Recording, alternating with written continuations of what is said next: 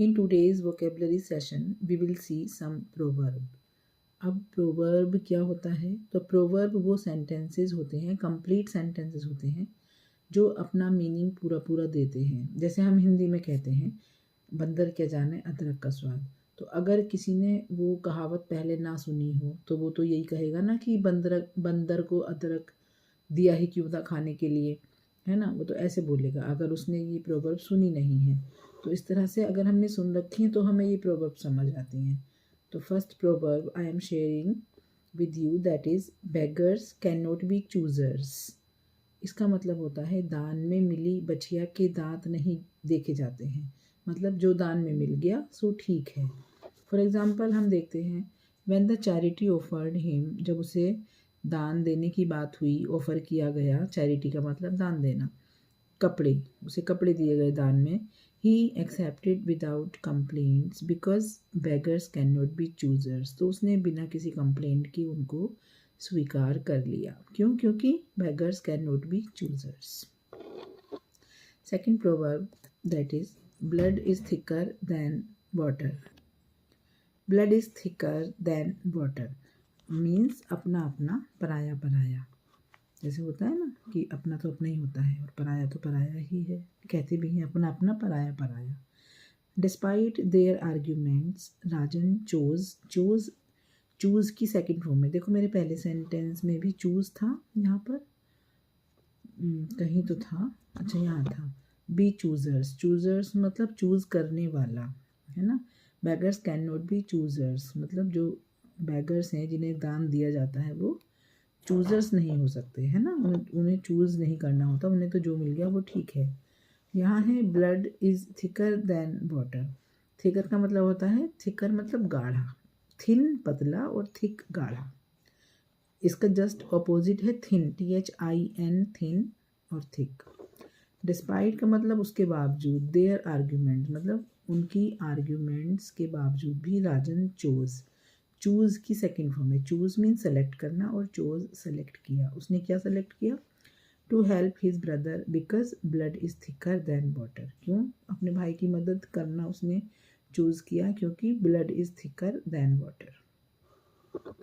Third proverb is, proverb को हम हिंदी में कहावतें या मुहावरे भी कहते हैं। All that glitters is not gold मतलब हर चमकने वाली चीज़ सोना नहीं होती। ऐसा नहीं है कि कोई चीज़ पीले रंग की है और वो चमक रही है तो आपने समझ लिया कि वो सोना है, ऐसा नहीं होता है। The beautiful painting seemed valuable, जो ब्यूटीफुल पेंटिंग थी, सुंदर सी, वो बहुत ही कीमती लग रही थी। बट आई नो, पर मुझे तो पता है, all that glitters is not gold कि हर चमकने वाली चीज़ सोना नहीं होती। It turn out to be a cheap replica, ये थोड़ी देर में एक सस्ती नज़र आने लगी।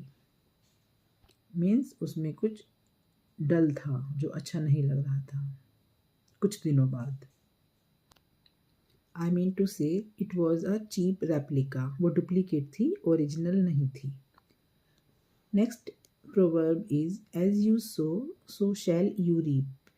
सो SOW, सो का मतलब होता है बोना, मतलब ज़मीन में कुछ बीज बोने को कहते हैं सो करना। सो शैल यू रीप, और रीप मीन्स होता है काटना, मीन्स जो हमने बोया था उसे काटना। तो इसका मतलब हुआ जैसी करनी वैसी भरनी, और हम कह सकते हैं जैसा बोओगे वैसा काटोगे। And of course that's true, as we sow shall we reap, जैसा हम बोते हैं वैसा ही हम काटते हैं। सेंटेंस देख लेते हैं। If you neglect your studies, neglect मतलब इग्नोर करना, अवॉइड करना। If you neglect your studies, अगर तुम अपनी पढ़ाई को इग्नोर करते हो या अवॉइड करते हो, नहीं पढ़ते हो।